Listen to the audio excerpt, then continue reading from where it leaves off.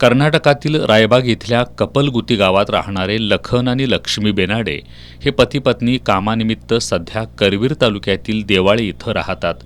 लक्ष्मी हिनं लखन यांचा विश्वास संपादन करत गेली 3 वर्षे तिचे नातेवाईक गोपाल विधामणी, काजल विधामणी यांना पैसे द्यावेत असा आग्रह धरला. तिनं पतीला 3,89,000 रुपये नातेवाईकांना द्यायला लावले. तसंच सोन्याचे टॉप्स, मंगळसूत्र आणि 2 मोबाईल संच घेऊन पत्नी लक्ष्मीनं लखन यांची फसवणूक केली आहे. नोव्हेंबर 2024 ते जून 2025 या कालावधीत हा सगळा प्रकार घडलाय.